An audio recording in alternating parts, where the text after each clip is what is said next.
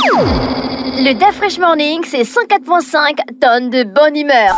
Tous les matins sur Urban FM, la meilleure radio de la capitale. Vous êtes sur les 104.5 Urban FM, la station urbaine. On est avec Elvis. Elvis, bonjour. Bonjour DaFresh, bonjour René Rude, bonjour Fallon, bonjour Mosley, bonjour tous les auditeurs Mosley, qui écoutent Mosley. Non, c'est comme ça que tu tires les mauvais esprits des gens. Mosley Mosley n'est pas là, tu lui dis déjà bonjour. Laisse-le le temps d'arriver. Je fais quand même ce big up à Mosley, je sais qu'il nous écoute quelque part. Et bonjour à Elvis Kelly qui nous écoute en live sur la page Facebook d'Urban FM. Alors, chers auditeurs, j'espère que vous allez bien. Je suis content parce qu'on a gagné hier. Je savais qu'on devait gagner jusque je suis resté à ma... DaFresh, je l'avais souligné ici que la qualification du Gabon passe par la victoire sur la Côte d'Ivoire. Est-ce que tu te souviens? Donc, du coup, après le match nul contre la Côte d'Ivoire, je disais tantôt ici que nos chances sont mitigées, mais j'espère quand même un faux pas de la Côte d'Ivoire parce que derrière le sélectionneur national, même Pep Mouyouma l'avait souligné du côté de... Là, tu l'appelles maintenant. C'est comme ça que tous les Gabonais l'appellent maintenant sur la toile. Tu vois un peu, tu vois un peu le... Non, tu es venu ici, Luis Enrique. Non, moi, en tant que supporter moi, en tant que supporter du Paris, en tant que supporter du Paris Saint-Germain, comme Elvis, comme Michel Metogo, le nouveau marié. Tu es venu du coup, j'ai dit Luis Enrique Mouyouma. Maintenant, sur la toile, tous les Gabonais appellent Pep Mouyouma. Tu te souviens, si tu as regardé un peu ce qui se passe sur la toile avec un peu le conflit avec Freddy Koula, journaliste de la place. On en a parlé. Vous en avez parlé ici. En fait, le post date évidemment de mars, en fait. Par rapport à ce que Freddy Koula avait dit en mars, par rapport à Samson Bingui qui marchait sur le championnat. C'est un joueur du championnat qui évolue du côté de Manga Sport, qui fait partie des meilleurs joueurs du championnat. Il n'est pas dans l'équipe nationale. Local depuis pratiquement le début du championnat. Il n'est pas dans l'équipe nationale. Il n'est pas dans l'équipe nationale, mais aujourd'hui, avec les résultats du Gabon, non seulement la qualification pour la CAN et en ce moment les barrages pour la Ligue des Champions, Mouyouma, sur tout ce qu'il dit, sur tous les choix qu'il fait, il a raison à 100%. D'accord. On est tous d'accord. Parce que le Gabon n'a pas joué la CAN 2024 du côté de la Côte d'Ivoire. Beaucoup se disaient que l'équipe était en ruine. Mouyouma est revenu. Il a reconstruit l'équipe. On s'est qualifié pour la CAN 2025 qui va se jouer du côté du Maroc. Là, personne ne nous voyait être deuxième des 9 groupes des éliminatoires de la CAN derrière la Côte d'Ivoire, champion d'Afrique, à un seul point d'Afrique. En fait, là, je suis rempli d'amertume parce que on a raté la qualification directe. Rendez-vous compte que sur 10 matchs joués, le Gabon a remporté 8 matchs. On a fait un match nul. C'est seulement une seule défaite qui nous prive d'être qualifiés de façon directe à la Coupe du Monde. Donc ça, c'est joué vraiment de justesse. Là, on a joué 10 matchs, on a gagné 8. On a gagné 8 matchs. On a fait un match nul. On a perdu qu'un seul match. Et on va au barrage. Tu te rends compte, avec 25 points. Et la Côte d'Ivoire, qui est qualifiée de façon directe, va avec 26 points. Donc c'est juste un point que le champion d'Afrique. On savait ça depuis le début. Fallait qu'on se prépare en conséquence. On se disait, beaucoup se disaient que le Gabon allait être laminé durant ces éliminatoires de la Coupe du Monde. Là, il faut le souligner. Mais on a des grands footballeurs quand même. Oui, on a un seul grand footballeur, c'est Pierre-Emerick Aubameyang. Les autres, non, c'est un joueur moyen, c'est pas un grand footballeur. Aubameyang s'assoit sur la même table que Kylian Mbappé, que Mario Lemina va te dire pseudo-journaliste. Non, c'est la vérité. Lemina, pas ma bouche dedans. Non, Lemina le sait. Aubameyang s'assoit sur la même table que les Drogba, les Adebayor, les Samuel Eto'o. C'est vrai qu'Aubameyang est ballon d'or. Et ballon d'or africain 2015. Aubameyang a été meilleur buteur de la Bundesliga en 2017 avec 31 buts. Aubameyang a été meilleur buteur de la Premier League en 2019. Aubameyang a été meilleur joueur de l'Europa League. Aubameyang a été meilleur buteur de l'Europa League. Donc vous comprenez que c'est pas un gars du quartier. Est-ce que tu comprends un peu? Il s'assoit dans la même table que les grands footballeurs comme les Lewandowski, les Mbappé et autres. Mais Mario Lemina, c'est un très bon joueur, mais c'est pas un grand joueur de la trempe de Pierre-Emerick. On a un seul grand joueur dans l'équipe nationale, c'est Pierre-Emerick. C'est pas méchant de le dire, c'est la réalité. Est-ce que vous comprenez? Donc là, DaFresh, on n'était pas dans le studio. Donc là, on a les qualifiés pour... De Marcolino. Les auditeurs demandent ton appréciation de Marcolino. Bon, il faut souligner que il y a une génération qui est en train de partir Les gars sont dans la trentaine révolue. Ils ont dit qu'il n'y a pas que le football, il y a aussi l'agriculture. De Marcolino, il peut faire l'agriculture. Non, d'abord, je suis en train de dire, hein. Je te lis le message. On est fatigué par les deux Marcolino. On a eu Arsène, Fabrice. On veut pas le nouveau, là. On a trop souffert. Il n'y a pas que le football. Il y a aussi l'agriculture. Non, je pense qu'on ne doit pas être méchant. Mais on a eu les Aubameyang.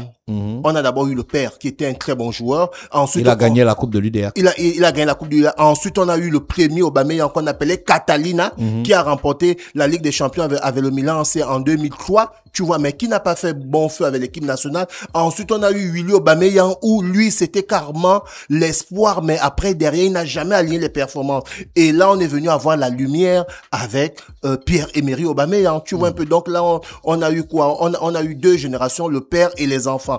Ensuite, pour parler des Marcolino, on a eu le père qui était un très bon joueur, qui fait partie des créateurs du canon 105. Ensuite, on a eu Do Marcolino, Fabrice. On se souvient, c'était un bon joueur au niveau du Gabon. On se souvient la qualification de la CAN 2010. Il fait partie des artisans où on tape le Ghana 2-0. Ici, un but de Fabrice Do Marcolino et de Rogi Meillet. Sauf que là, maintenant, lui étant agent de joueur, il a son fils qui a signé un contrat pro et qui rentre dans la vision de Thierry Mouyouma. N'oublions pas que, comme je le disais tantôt, on a les trentenaires dans l'équipe nationale. On a Pierre-Emerick Aubameyang qui aujourd'hui a pratiquement 36-37 ans. On a Brûlé Koué Manga qui a pratiquement le même âge. On a Kanga Guélor, la règle, le maestro, qui a pratiquement le maestro, la règle. C'est-à-dire quand il fait une passe, c'est toujours millimétré. Tu vois un peu. Ensuite, on a mais c'est la réalité. On a des joueurs comme comment René Rutte regarde.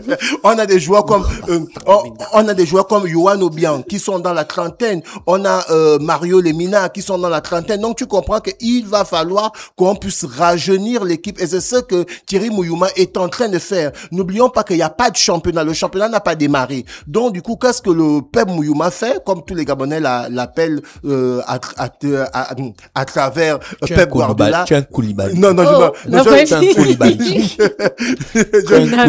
Tu es un Kounabélis. Je te suis fait un Kounabélis. Donc, je dis la vérité.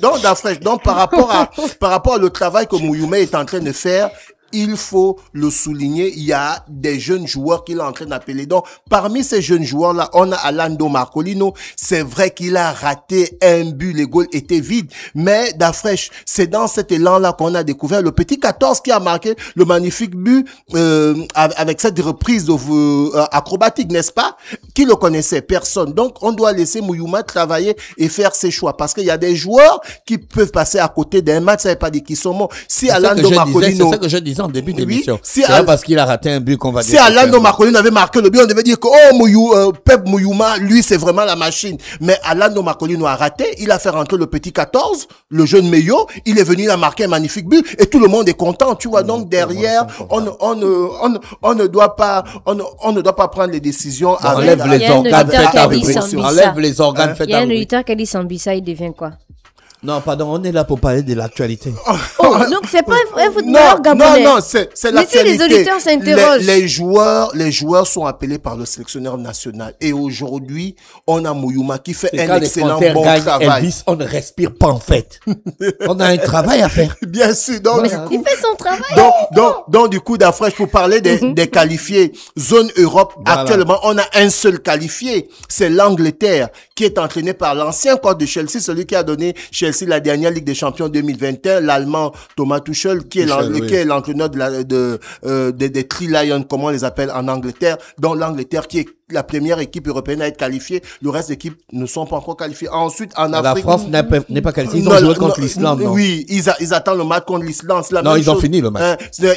Ils attendent leur prochain match. C'est la même chose avec le Portugal, qui menait 2-1, mais ensuite ils se sont rattrapés. Donc, du coup, c'est l'Angleterre qui est la première équipe européenne à se qualifier. Maintenant, du côté de l'Afrique, on connaît déjà les 9 qualifiés, à savoir... Il y a déjà 9 qualifiés en Afrique. En Europe, il n'y a qu'un seul. Il y a qu'un seul en Europe pour le moment, parce qu'en fait, en Europe, il y a encore plusieurs matchs, tu vois un peu. Donc, du coup, en Afrique, on a le Maroc qui est d'ores déjà qualifié, qui est la meilleure équipe africaine avec 16 matchs pas de défaite, tu vois. Ensuite, on a la Tunisie qui est qualifiée, on a l'Égypte qui est qualifiée, on a l'Algérie. Donc, pour la première fois, on aura ces 4 équipes de l'Afrique du Nord qualifiées pour la Coupe du Monde. Ensuite, on a le Ghana qui est qualifié. On a l'Afrique du Sud, tu te souviens, j'en ai parlé ici, qui avait aligné un joueur qui ne devait pas jouer. Et derrière, l'Afrique du Sud avait perdu 3 points. Et c'est le Bénin qui s'est retrouvé dans la tête de ce groupe. Sauf que le Bénin avait un match capital face au Nigeria où il fallait obligatoirement que le Bénin puisse gagner pour être qualifié pour la Coupe du Monde. Et le Nigeria devait impérativement remporter ce match pour que cette équipe puisse être qualifiée pour les barrages. Et bien, on a pu voir le match. Le Nigeria a corrigé le Bénin 4-0 et il y a ton joueur Osimhen qui a fait un triplé. Oui, je me rappelle. Est-ce que tu vois donc le Bénin qui est éliminé? Ensuite, on a l'Afrique du Sud qui avait le même nombre de points que le Bénin, mais avec un meilleur goal à virage. L'Afrique du Sud a battu le Rwanda 2-0. Donc l'Afrique du Sud retrouve la Coupe du Monde qu'elle n'avait plus joué depuis la Coupe du Monde 2010 qu'elle avait organisée. Ensuite, on a la Côte d'Ivoire, le champion d'Afrique qui va jouer la Coupe du Monde pour la 4e fois. Ils ont 10 matchs, 0 but encaissé. Oui, la Côte d'Ivoire a fait, on va dire quoi, des très bons éliminatoires de la Coupe du Monde. On avait la possibilité, s'il n'y avait pas eu le poteau de Xavi Mabika, d'Afresh aujourd'hui, je pense que les autorités devaient décréter un jour férié pour la qualification, mais dommage. À cause d'une qualification. D'Afresh. J'étais déjà dit une qualification d'Afresh, une qualification en Coupe du Monde. La FIFA vous donne 7 milliards pour vous entraîner. Parle du sport. Donc tu te Jacques Chirac a dit que la politique c'est un métier. Tu es venu là, c'est pas toi qui décides des jours fériés. Non. Donc, qui retrouve la Coupe du Monde. Donc là, on a les 9 qualifiés au niveau de l'Afrique. Et ensuite, d'Afresh, pour la petite histoire, j'en arrive, le Cap-Vert, moins de 1 million d'habitants. Il faut souligner que c'est un travail qui a été fait depuis pratiquement 2 CAN, parce que le Cap-Vert a toujours dépassé le cap de premier tour de la CAN. C'est une équipe qui est régulière, c'est une très bonne équipe avec des joueurs qui évoluent en 2e division et parfois en 3e division en Europe. Et comme les autorités du côté du Cap-Vert sont sérieuses et derrière il y a un collectif qui est là, le Cap-Vert a pu arracher la qualification devant le Cameroun. Ensuite, Afresh, oui. Le Cameroun n'est pas qualifié. Non, le Cameroun n'est pas qualifié directement, ils vont au barrage. Ah, d'accord. Voilà. Là, pourquoi Eto'o chauffe. Donc, j'ai parlé des 9 pays africains qui sont qualifiés directement. Là, c'est la zone Afrique. Maintenant, du côté de la zone Asie, on a 8 places et on connaît déjà les 8 qualifiés. On a le Japon, on a l'Iran, on a le Afghanistan, j'espère que je prononce bien, la Jordanie, la Corée du Sud, l'Australie, le Qatar et l'Arabie Saoudite de Hervé Renard qui a arraché sa qualification. Il y a un débat sur les réseaux sociaux. L'Inde, il joue pas au foot. Ils jouent au foot. 1,5 milliard. Ils jouent au foot. Ils jouent pas au foot. Si, sauf que... non, ils arrivent jamais à être qualifiés. Non, sauf que d'Afresh, en fait... Ils ont plus d'1 milliard, ils ont bientôt 2 milliards d'habitants. Oui, en fait... Dans 2 milliards, il y a personne qui sait jouer au foot. En fait, dans ces colonies anglaises... Là, dans ces colonies... C'est magique, hein. En fait, dans ces colonies anglaises, là, ils ont un sport qu'ils jouent régulièrement. En fait, c'est ça le sport roi du côté de l'Inde, le cricket. Oui, je sais. Est-ce que tu vois? Mais en Angleterre, on joue au cricket, non? Oui, mais on joue aussi au foot. Ouais, mais en Afrique du Sud, on joue au cricket. On joue aussi au foot. En fait, le cricket, c'est beaucoup plus pour ces colonies anglaises. Maintenant, sauf que le cricket, c'est un sport d'élite dans ces colonies anglaises. Effectivement, c'est même l'un des sports. C'est pas n'importe qui joue ça. Et c'est l'un des sports rois. Mais sauf que ce sont les Anglais qui ont inventé le football. Donc, à part le cricket, ils ont aussi le football. Ce sont les Anglais qui ont inventé le football, tu vois. Et en Inde, on joue le football. Sauf que du côté de l'Asie, il y a les pays qui sont meilleurs que l'Inde, comme je venais de citer, le Japon, l'Iran, l'Afghanistan, la Jordanie, avoir le plus la gros Corée du championnat Sud, du monde. l'Australie, le Qatar et l'Arabie Saoudite qui sont qualifiés. Le Qatar. Oui, le Qatar va qualifier. Oui, pour la 2e fois la Coupe du Monde. Ils ont organisé la Coupe du Monde 2022 et là, ils se sont qualifiés pour la Coupe du Monde 2026 du côté des États-Unis. Tu vois, donc voici un peu les qualifiés pour cette zone de l'Amérique du Sud, ensuite de l'Océanie, autant pour moi et de l'Asie, et ensuite du côté de l'Amérique du Sud, on a 6 places. On a l'Argentine, le tenant du titre qui est qualifié. On a le Brésil, l'équipe qui n'a jamais raté une Coupe du Monde et c'est l'équipe la plus titrée avec 5 Coupes du Monde. monde. On a l'Uruguay, on a l'Équateur, on a la Colombie, on a le Paraguay. Du côté de l'Océanie, on a la Nouvelle-Zélande. C'est vrai que les gars, ils sont meilleurs au rugby, mais ils arrivent à chaque année à souvent être qualifiés du côté de la Coupe du Monde. Et les barrages. Et du côté de la CONCACAF, la zone Amérique centrale, on a 3 qui sont qualifiés. Ce sont les 3 qui vont organiser la Coupe du Monde. Donc les États-Unis, le Canada et le Mexique. Les barrages, on va jouer contre qui? Maintenant, on rentre dans les barrages d'Afrique. On rentre dans les barrages et c'est là où ça fait mal d'Afrique. Parce que dans les barrages, on a les Super Eagles du Nigeria, amenés par Osimhen. On a la RDC Congo qui est deuxième derrière le Gabon. Parce que quand on prend les 9 meilleurs deuxièmes, c'est le Gabon qui est le meilleur deuxième. Ensuite, la RDC Congo. Et on a un mauvais souvenir avec la RDC Congo. On se souvient que si on n'a pas joué la CAN 2024 du côté de la Côte d'Ivoire, c'est la RDC Congo qui nous avait battu du côté de Franceville 2-0. Donc, on a 4 pays qui vont jouer les barrages de ces éliminatoires de la Coupe du Monde Zone Afrique. On a le Gabon, on a la RDC Congo, on a le Cameroun et on a le Nigeria. Alors là, par rapport à les dates du 15 novembre où ça va se jouer du côté du Maroc, le Gabon sera opposé au Nigeria et le Cameroun sera opposé à la RDC. Le Gabon va jouer contre le Niger. Le Gabon sera opposé au Nigeria. Osimhen va jouer. Bien sûr qu'il va jouer, c'est la star de l'équipe. Et le Cameroun va jouer et le Cameroun va jouer contre la RDC. Tu as peur? J'ai pas peur. Je pense que comme l'a dit, j'ai écouté une chaîne internationale ce matin là. C'est pratiquement un contour du combattant. En fait. Un parcours du combattant de ma langue à fourcher. Beaucoup de spécialistes se disent pourquoi le vainqueur des barrages de l'Afrique va encore jouer les barrages contre les pays de l'Amérique du Sud et l'Océanie. Donc, en fait, pour ces spécialistes de football et pour nous, les supporters de football africain et nous qui aimons l'Afrique, on aurait souhaité que celui qui sort des barrages de l'Afrique soit le 10e pays africain à aller en Coupe du Monde. Donc, vous voyez que les 4 qui sont qualifiés là, à savoir le Gabon, le Cameroun, le Nigeria et la RDC Congo, ils vont jouer un mini tournoi, c'est-à-dire il y aura la demi-finale et la finale. Le vainqueur de la finale là va aller jouer encore les barrages du côté de l'Amérique du Sud. Est-ce que tu vois, c'est quand même chaud. C'est trop quoi. C'est trop en fait, c'est trop. Pour le gagnant du petit tournoi là pourrait direct il devait directement qualifier. En fait, voilà pourquoi beaucoup d'Africains actuellement sont énervés quoi, parce que la FIFA à travers son président ne devait pas faire que l'Afrique a encore joué les barrages ailleurs. On devait sortir de nos barrages et on est un seul qualifié. Donc tu te rends compte que si c'est le Nigeria qui sort, ils auront encore allé jouer 4 ou 3 matchs du côté de l'Amérique du Sud. Si c'est le Gabon, c'est la même chose. Si c'est le Cameroun ou la RDC, c'est trop long en fait. Les sons déjà. Oh, mais pourquoi?